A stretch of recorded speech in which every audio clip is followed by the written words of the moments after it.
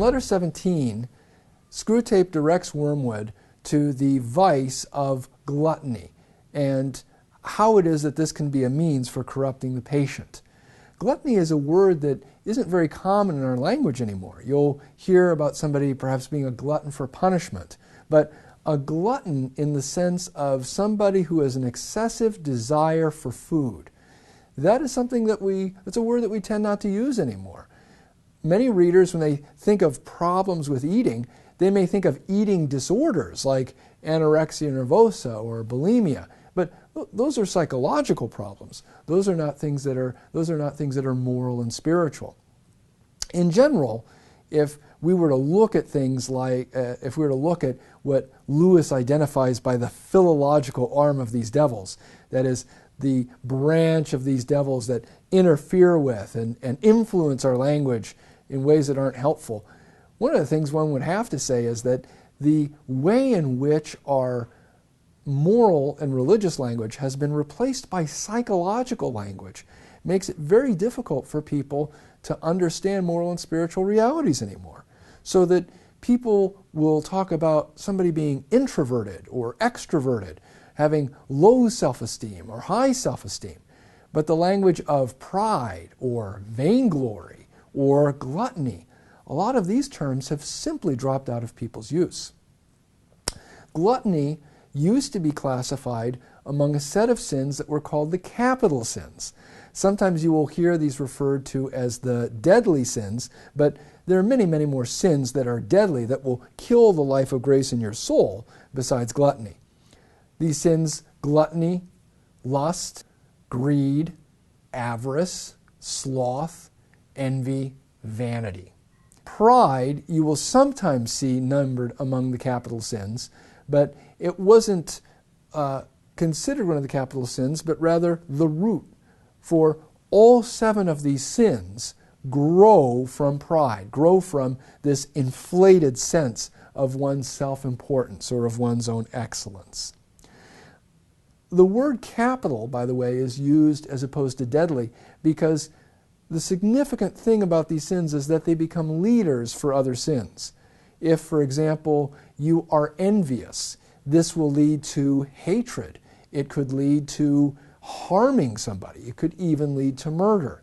If you are lustful, generally you're probably also going to be dishonest. These are sins that become leaders, that become heads for other sins, hence the term capital. Now, gluttony, we have to remember, is this excessive desire for food. It doesn't just mean excessive eating. It doesn't just mean somebody who has won the hot dog eating contest or has a big old pile of ribs in front of them, devastating the restaurant on the all-you-can-eat rib day. It may take many forms. Eating too much can be one form of it. This is what we would call gluttony of amount. But gluttony of delicacy is another one that we're introduced to in this letter. And what that means is that you are too demanding about the food that you have. So how is it prepared? How much does it cost? What kind of condition is it? How hot is it? How is it served in aesthetically pleasing portions?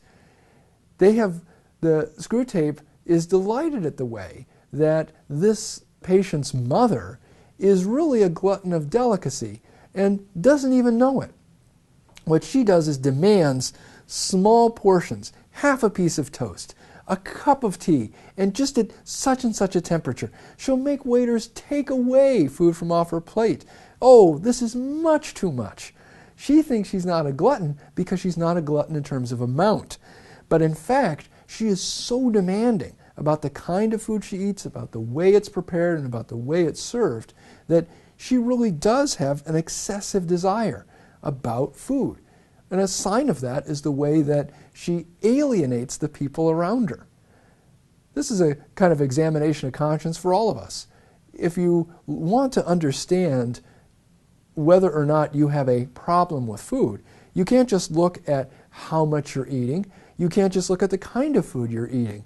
How much trouble do you give to the people around you? How much irritation do you have if you don't get the food you want in the way you want it? Now, gluttony of delicacy in the way that it applies to this patient's mother, you're not going to be able to get a young man corrupted in that same way. He's not going to have the all I want is a half a piece of toast and all I want is just a cup of tea at this temperature. Generally, that's not going to be the way to corrupt a young man. You want to introduce vanity to corrupt him in this delicate way, so that you pride yourself in knowing where steaks are properly cooked or where you can get the best sole Colbert. This is the kind of thing that a young man is more likely to make himself a glutton of delicacy. Now, some readers will encounter that and they'll put the book down and say, well, but aren't there distinctions in different kinds of food? I mean, aren't there places that do serve better food than others? Aren't there dishes out there that really are tastier? Of course there are. Lewis, in the whole Christian tradition, isn't knocking the distinction between fine food and food that may taste terrible. The problem always is, where is your heart and what is your attitude with regard to that food? Are you attached to it? Do you have this inordinate desire that if you don't get the food you like in exactly the way you like it, now you're impatient and uncharitable?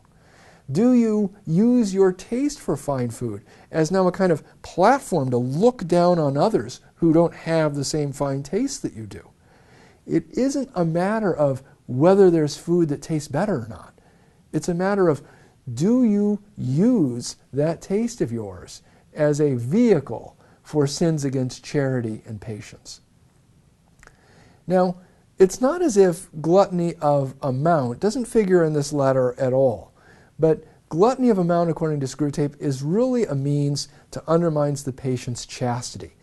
If you can't control your eating, other basic animal desires are harder to control. It's not just a purely spiritual problem. If you look at the Old Testament and you look at the Jewish dietary laws, one of the things that those laws encouraged was a kind of self-control about food. That if you could only eat this or eat that, that provided a kind of discipline, which then made it easier for you to control your other more basic animal desires. So, as Screwtape puts it, gluttony of amount is a kind of artillery preparation for undermining the patient's self-control in other areas. Well, in the next letter, we're going to start looking at love, romantic love, as a means for Screwtape to undermine the patient's faith life.